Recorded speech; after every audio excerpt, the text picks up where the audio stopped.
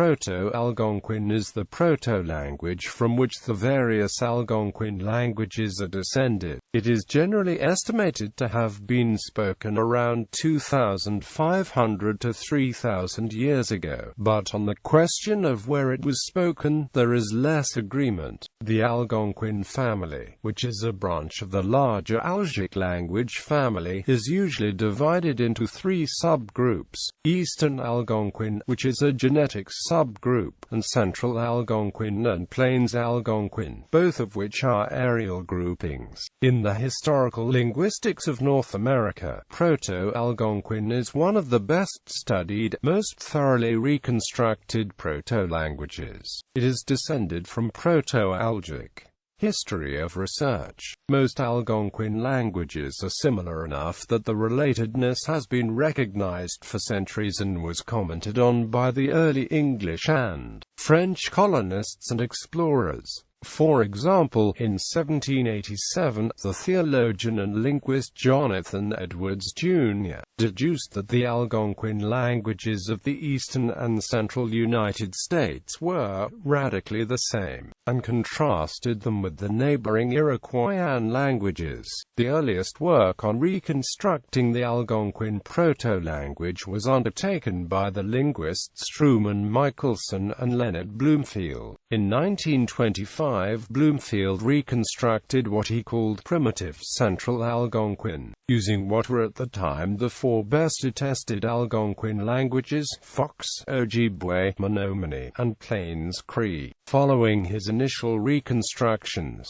investigations of other languages revealed that his primitive Central Algonquin was essentially equivalent to Proto-Algonquin. Bloomfield wrote a refinement and expansion of his reconstruction in 1946, and his two papers remain the starting point for all research and reconstructions of Proto-Algonquin. In the years since, there has been an enormous amount of comparative work undertaken on the Algonquin family. Heimat. There remains some disagreement over the Algonquin heimat.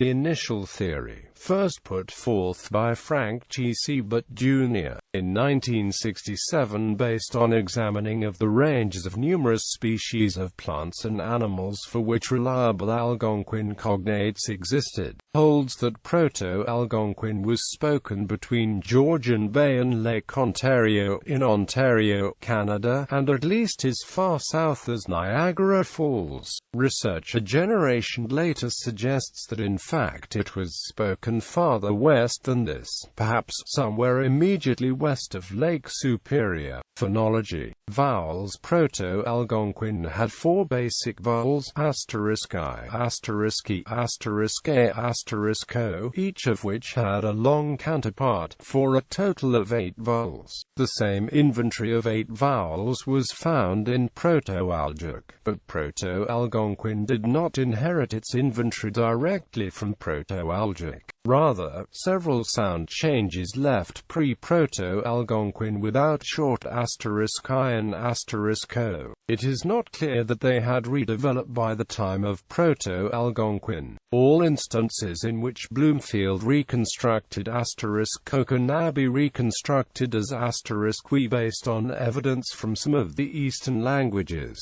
There are still a handful of instances where asterisk O can be reconstructed, usually as the result of a morphophonological process of vowel shortening. Goddard concludes that an independent phoneme asterisk O is of no great antiquity in Proto-Algonquin, but recommends continuing to use it in reconstructions. Likewise, Berman states that PA*I is probably also of recent origin, derived from earlier *E sequences and morphophonological shortening. Consonants. Proto-Algonquin had a smaller number of consonants than Proto-Algic. The reconstructed consonants are as follows. The phoneme given in the table as R was reconstructed by Bloomfield as *L, but Goddard has more recently argued that it should be reconstructed as *R, largely because the earliest attestations of the majority of languages show some sort of rhotic as its reflex, which in many languages subsequently changed to a lateral within the historical period. The precise pronunciation of the phoneme written theta is unknown. It has merged with the reflex of *R in all Algonquin languages except for Cree and the Arapahoan languages. Leonard Bloomfield originally suggested that it could have been either an interdental fricative or a lateral fricative. One piece of evidence for the interdental fricative is that this is the reflex it has in Arapaho. However, other researchers have argued for its reconstruction as a lateral fricative *L, in part because of the aforementioned merger in most languages with the phoneme traditionally reconstructed as *L. As with *I and *O, it is unclear whether *C was an independent phoneme in Proto-Algonquin. Almost all instances where *C is reconstructed are before *I, or *Y, where it does not contrast with *T, or are cases of diminutive consonant symbolism. However, Goddard recommends continuing to write it in reconstructions, since it seems to have been present in the clusters *CP and *CK, since it can be reconstructed before *K in the term *CAPONK splash, and since *T does appear before *I in some reconstructions of the onomatopoeic noun TNTIY blue jay clusters. Reconstruction of the consonant clusters has been relatively difficult, and the paths the clusters take in their evolutions to the daughter languages have been complex. The current view is that the permissible consonant clusters were, in several cases, the actual phonetic identity of the first member of the clusters was unknown, and Bloomfield's choice of symbols to represent them was purely arbitrary. Thus, X does not represent asterisk, C does not represent asterisk, and does not necessarily represent asterisk. Goddard argues that Bloomfield's arbitrary symbol X be reconstructed as asterisk S, and Bloomfield's C be reconstructed as asterisk R, while a glottal stop phoneme is not otherwise reconstructed, given that Bloomfield's in clusters seems to represent the neutralization of *P and *K, and its realization in Menominee and Cheyenne as a glottal stop. It probably was indeed phonetically.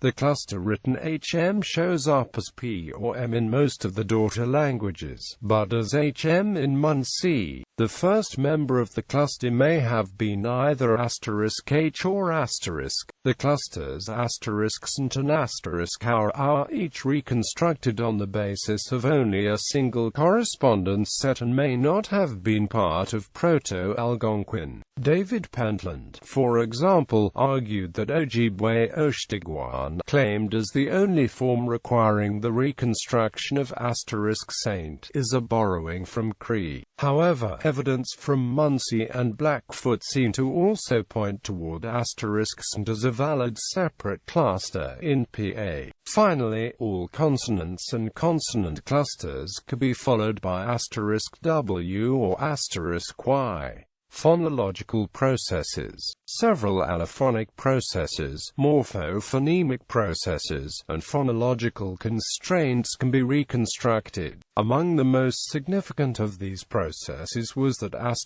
*T and *θ became *C and *S respectively before *I, and *Y. For example, the initial * went from there is realized as *WENC in the word when she was. He comes from there, since it precedes *I. There were several restrictions on phonotactics and the shape of the PA word that can be reconstructed. All words began with a single consonant, a vowel, or with a consonant plus *W or *Y. There were no sequences of consecutive vowels, and the word always ended in a short vowel. The vowels *I and *O never occurred in initial syllables. A sequence of consonant plus semivowel could not be followed by *O or *O. There was also a restriction which prevented two-syllable nouns from ending in a sequence of short vowel plus consonant plus short vowel. In most cases, when the pronominal prefixes *ni, *ke, and *we were added to a vowel initial stem, an epenthetic *t was inserted between the prefix and the stem.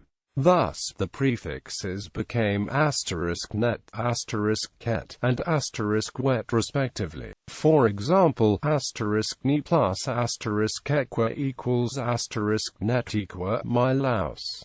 This feature goes back to Proto-Algic. There were a handful of irregular exceptions to this pattern, however. For example, the prefixes lost the vowels before several kinship terms, as in *ni plus *o comisa equals *no comisa my grandmother. Several rules for internal Sandian morpheme combinations can be reconstructed. The most basic was the insertion of a connective -an between two consonants. For example, *pon cease plus *m act by speech on an animate object equals *ponima was he stops talking to him, her. Quote. In a few idiosyncratic cases, however, this rule did not operate, and instead the consonants were changed in various ways. For instance, the combination theta plus p produced when the root *e theta thither thus was added to the final *parto run, simplified to *xp, *x parto was he runs thither. One regular exception to the connective -an rule was when the conjunct suffix *he was added to a verb stem ending in a consonant. For example, *kisakat bidet plus *ki equals *kisakakski when it is day. Note that Bloomfield here actually reconstructed this word as *kisikathetaki, but evidence from other Algonquin languages has shown that the cluster should be reconstructed as *xk. When two vowels became contiguous, if one was a long vowel and one was short, the short vowel dropped. *naka stop plus *n by hand equals *nakani was he stops him, her by hand. If both were long, an epenthetic *y was inserted between the two. Grammar. Proto-Algonquin nouns had an animate-inanimate contrast. Nouns representing animate beings were classed as animate, while all other nouns were inanimate. The plural marker differed in form depending on whether the noun was animate or inanimate. Animate nouns took a plural suffix *kaki, while inanimate nouns took a plural suffix *kari. Another important distinction involved the contrast between nouns marked as proximate and those marked as obviative. Proximate nouns were those deemed most central or important to the discourse, while obviative nouns were those less important to the discourse. When two third-person participants appeared in a sentence, one was marked as proximate and the other as obviative, in order to distinguish which one was the subject and which was the object. In a given stretch of discourse, there will not be two proximate or two obviative participants. There were personal pronouns which distinguished three persons, two numbers, inclusive and exclusive first-person plural, and proximate and obviative third persons. Demonstrative pronouns have been more difficult to reconstruct, as many of the daughter languages have innovated a great deal. PA had four classes of verbs: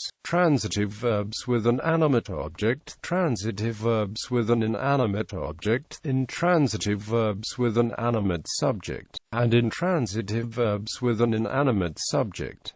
Transitive verbs had two paradigms, termed objective and absolute. Objective verbs were used when the object of the verb was not present as an overt noun elsewhere in the sentence, while absolute verbs were used when the object of the verb was marked with an overt noun in the sentence. Objective verbs could also be used when an object was present, and in such cases indicated that the object was definite, as opposed to indefinite.